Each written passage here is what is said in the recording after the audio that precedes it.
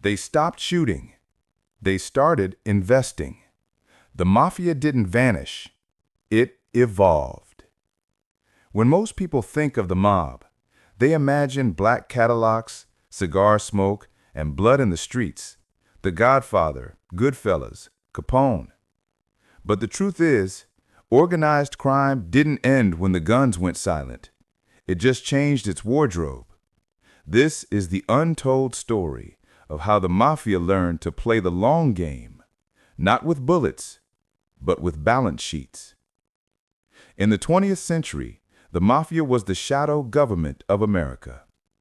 The Italian-American Cosa Nostra had its hands in every industry that made money, from bootlegging and gambling to construction and unions. But when the FBI cracked down in the 1980s and the old dons were dying off, the mob faced extinction. Or so we thought. What really happened was something far more interesting. The Mafia went corporate. You see, power doesn't disappear, it adapts. The mob had always understood leverage: control people, control money, control opportunity. But by the late 1990s, the streets weren't worth the heat. The real money was in real estate, in Wall Street, in politics. In New York, families like the Genovese and Gambino clans shifted from violent rackets to white-collar schemes. Instead of breaking kneecaps, they broke tax codes. Union influence became consulting firms. Protection rackets turned into security companies. Shell businesses and offshore accounts replaced cash-filled envelopes. They learned to use accountants instead of hitmen, lawyers instead of soldiers. And in many ways, it made them more dangerous, because now you couldn't see them. Let's talk about how they made the transition. After the fall of the traditional mafia structure, the remaining bosses realized something crucial. Visibility kills. They watched as flashy mobsters like John Gotti, the Dapper Don, were taken down precisely because they loved attention. So the next generation learned to stay invisible. They traded fedoras for suits, street corners for conference rooms. They bought stakes in trucking companies, waste management firms, casinos, construction, nightclubs, even tech startups. They used frontmen, legitimate business owners who didn't even realize who was really pulling the strings. And through layers of legal paperwork, they became ghosts within the global economy. Here's an example.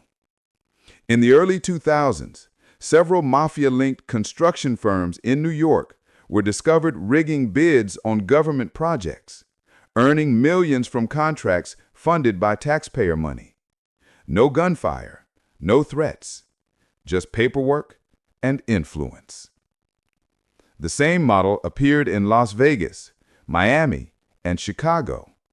The outfit, Chicago's legendary mob family, turned from bootlegging to real estate development. In some cities, mob-tied firms were pouring the concrete for public buildings and luxury condos.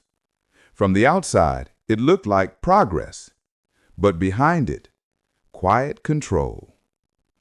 Even law enforcement admits it's almost impossible to track.